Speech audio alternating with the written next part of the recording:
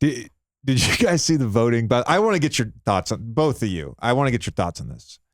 So they had the Executive of the Year voting, and Tim Conley got a vote for 5th place, I believe it was.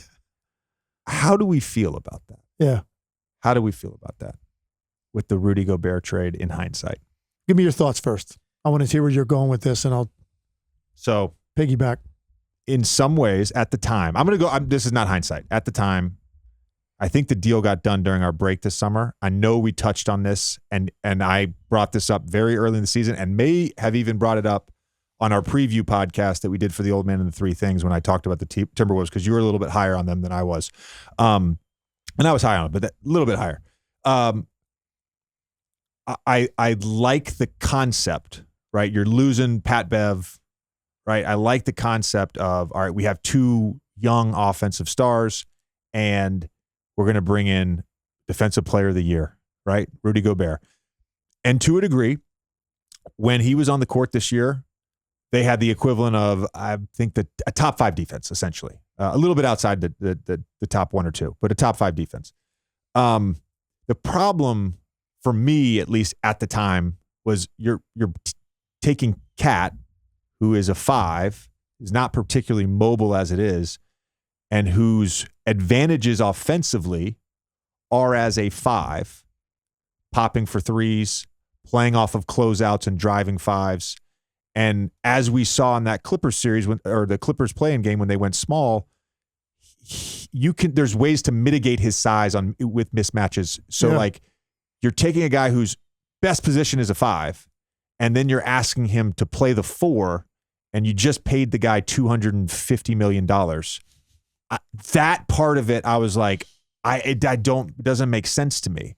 And that wasn't hindsight, because I talked about that early. And so that's kind of where I'm at. The fact he got a vote, that's like a little, to me, because now we're sitting here and we're like, okay, now you got to trade Cat. I mean, right? I mean, that, you got to figure out a way to build around Ant.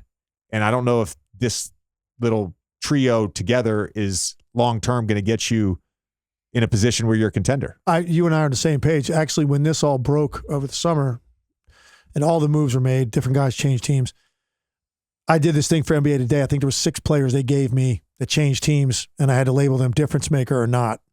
And I put not for Gobert. I didn't like it from the beginning because Karl-Anthony Towns just had arguably the best year of his career playing center.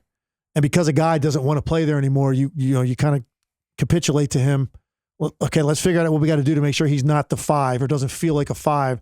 So in a league that's consistently getting more versatile, they got the opposite. They became less versatile, bigger, slower, less versatile all the way around. You added a guy also that at times, was taken off the court, in Utah in big moments for one reason or another, because, he had a hard time guarding a lineup with 5 smalls at the 3-point line.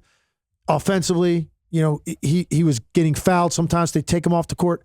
I didn't like it from the beginning, and I thought they were kind of caving into what Karl-Anthony Towns wanted, rather than what's really best for our team and our franchise based on the year that he had just had. Let me say this, because I think there's some revisionist history around Tim Conley, where I think prior to this, it was like Tim Conley is a great executive, and now people are questioning. I'm not in that camp. Tim Conley has a track record of being an excellent executive. A sharp guy, I agree. We are not privy to what we all know to be outside pressures in this league to make a move. So we don't know the inner workings of that. I'm sure there's articles in The Athletic. I'm sure Woj has some info. I don't know off the top of my head what was told to him in terms of making a deal and what the strategy was, and whether he had sole autonomy on this. I don't know. And maybe it's out there. I don't know off the top of my head.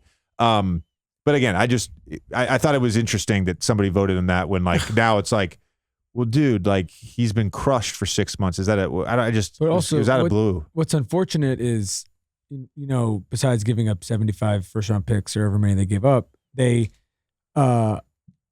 Kessler was as good as he was, and then Vanderbilt. We spent 20 minutes talking about it on a playoff show, and it's a guy that was a throw-in, and it's also weird that Utah gave him up for nothing. But, like, think about how many playoff teams could use Jared Vanderbilt right now. Oh, no doubt. And yeah, he's going to get this stage, a spotlight, depending on how long this run goes. Every time you watch him, you're more impressed with what he does. And I don't know if he'll ever be an above average shooter, but if he can make one or two of those occasionally with what he's doing with the other stuff, he's got incredible value in this league.